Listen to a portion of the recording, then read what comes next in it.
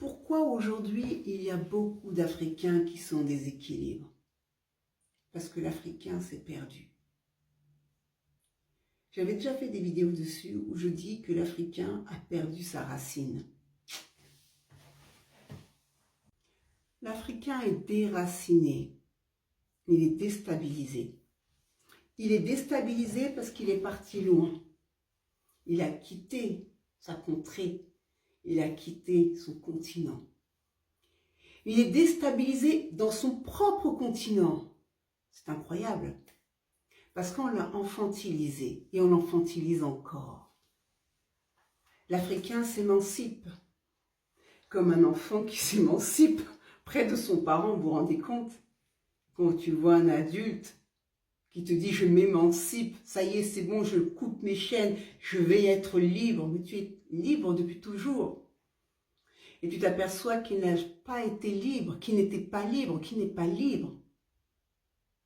Et tu t'aperçois qu'on le critique. Parce que la seule image qu'on a de lui, c'est des enfants avec la crotte de nez, les mouches et la maigreur.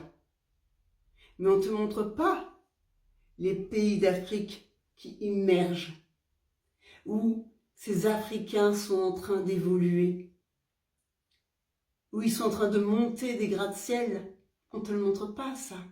On ne te montre pas qu'en Afrique, il y a des centres commerciaux, il y a des super magasins. On ne te le montre pas. On te montre toujours la misère. Et donc, dans la tête de l'Africain, vu qu'il n'y a que la misère, il se dit, je ne vais pas rentrer chez moi, ou je vais fuir de chez moi. Mais on va aller encore plus loin. Dans cette quête du bonheur, l'Africain qui s'est oublié, il a quelque chose aussi qui est important pour lui.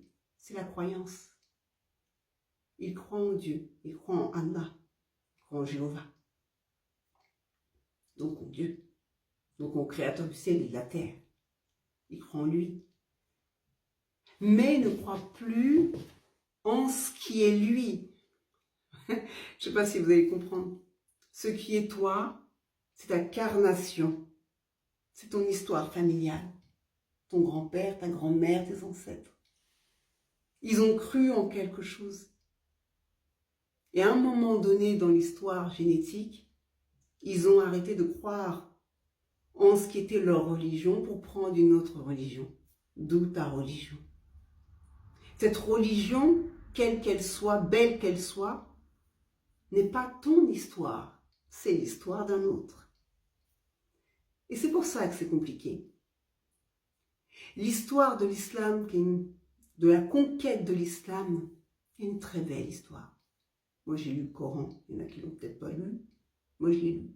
Et j'aime encore des fois le lire le soir, quand tout est calme. Je lis aussi la Bible et pareil, j'aime quand tout est calme. Parce que je suis avec Dieu, je suis en connexion. Il me parle. Bref, revenons à nos moutons. Dans cette quête d'histoire, quand vous lisez le Coran, la Bible ou la Torah, ce n'est pas l'image du marigot.